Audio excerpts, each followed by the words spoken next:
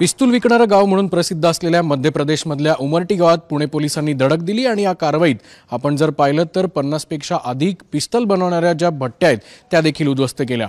या सगळ्या मोहिमेचं ऑपरेशनचं जे नेतृत्व करणारे पोलीस उपायुक्त सोमय मुंडे आपल्या सोबत आहेत। सर, अभिनंदन तुमचं सगळ्यात पहिले या मोहिमेसाठी। आणि ही मोहीम जेव्हा सुरुवात केली होती प्रचंड गोपनीयता जी पाहिली गेली ती मुख्यतः त्या सगळ्या गावाच्या पार्श्वभूमीवर, पण नेमकं हे गाव आहे तरी कसं? गाव हे जसं आपलं नॉर्मल गाव असतं तसं आहे। एक 100 घर तिथे आहेत, रफली 600 ते 700 लोकसंख्या तिथे आहे आणि गावामध्ये मोठ्या प्रमाणात शस्त्र निर्मितीची कारवाई असते, म्हणजे तिथे उद्योग चालू असतो। पारंपरिकदृष्ट्या तेच तिथली पॉप्युलेशन हे करत आलेली आहे।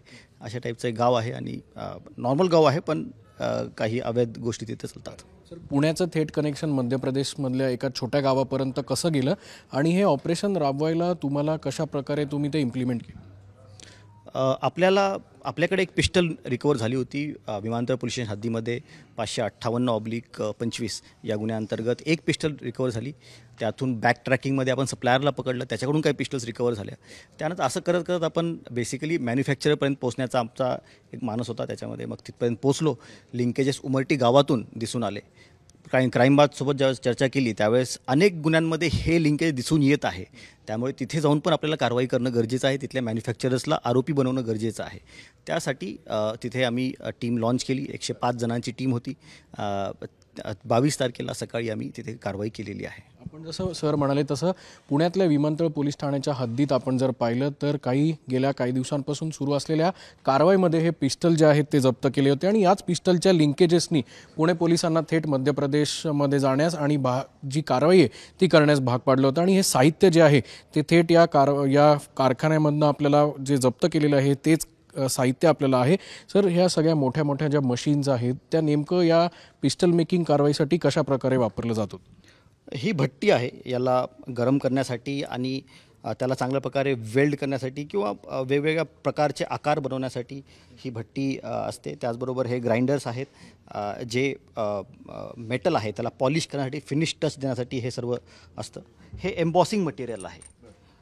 जे पण गावातून वेपन्स आपल्याकडे येत आहेत त्याच्यावर USA असं लिहिलेलं आहे। USA म्हणजे उमरटी शिकलगार आर्म्स हे त्यांचं ब्रँडिंग आहे आणि क्रिमिनल वर्ल्डमध्ये ते भरपूर फेमस आहे। तर याचा वापर करून ते ब्रँडिंग केलं जातं आणि अनेक वेपन्सवर आपल्याला ते दिसून पण येतं। सर, काही ते साचे सुद्धा आहेत, त्याचा वापर कसा केला? हे साचा आहे। हे पिस्टल ग्रिपचा साचा आहे। पिस्टल ग्रिप बनवण्यासाठी या साच्याचा वापर केला जातो। हे काही बॅरल्स आहेत जे बनवलेले आहेत आणि या बॅरलचा वापर करून हा एक फार महत्त्वाचा कंपोनंट आहे। या बॅरलमधून बेसिकली गोळी पुढे जात असते। तर हे स्ट्रॉंग बनवणं, मेटलर्जिकली हे फार स्ट्रॉंग असणं फार महत्त्वाचं असतं। त्यामध्ये पण त्यांनी चांगल्या प्रकारे बनवलेले आहेत काही। सर, साधारणपणे या गावात जर आपण बघितलं तर एवढा मोठा जो साठा आहे तो जप्त केला गेला आहे। किती साधारण कारखाने त्या ठिकाणी आहेत आणि आपण जेव्हा कारवाई केली तेव्हा देखील काही प्रतिकार करण्याचा प्रकार जो आहे तो त्या ठिकाणी आढळून आला? कारखाने 50च्या वर तिथे कारखाने असतील, ते सर्व आम्ही तोडून टाकलेले आहेत, उद्ध्वस्त केलेले आहेत। काही एव्हिडन्सेस आम्ही गॅदर करण्यासाठी काही एव्हिडन्सेस आम्ही तिथून गॅदर केलेले आहेत सो दॅट आमच्या केसमध्ये ते कोर्टासमोर प्रोड्यूस केले जातील। गावाची पार्श्वभूमी आहे, प्रतिकार करतात ज्यावेळेस पण पोलीस कारवाई असते। पोलीस ऑफिसर्सला किडनॅप करणे, आपले वेपन पळवणे किंवा दगडफेक करणे, इवन फायरिंग करणे, अशा टाईपच्याही गोष्टी झालेल्या आहेत। पण पूर्ण तयारीनिशी आम्ही गेलो होतो आणि एवढ्या प्रखरतेनं डॉमिनेट केलं गाव की कोणत्याही प्रकारे आपल्याला तसा काही अनुचित प्रकार तिथं घडला नाही। प्रतिकार थोडासा झाला पण वी मॅनेज्ड इट।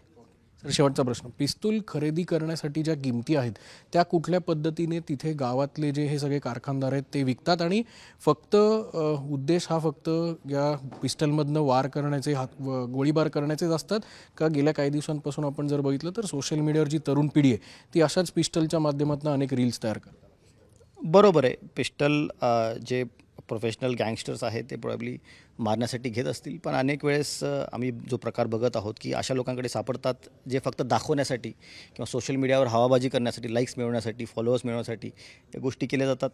किमती डायरेक्टली सांगणं उचित राहणार नाही कारण it will be like a publicity, पण एका जीवापेक्षा फार कमी किमतीनं या गोष्टी विकल्या जातात, ते नक्कीच आहे। धन्यवाद सर। तर आपण बघू शकतोय की एक अत्यंत महत्त्वाची आणि उल्लेखनीय कामगिरी जी आहे ती पुणे पोलिसांनी थेट या मध्य प्रदेशमधल्या उमरटी गावात केली आणि अनेक त्या ठिकाणी असलेल्या पिस्टल बनवण्याचं साहित्य जे आहे ते जप्त करून त्या ठिकाणी असलेल्या ज्या भट्ट्या आहेत त्या देखील उद्ध्वस्त केल्यात. कॅमेरामन किरण काजेसह अक्षय बडवे, साम टीव्ही न्यूज, पुणे.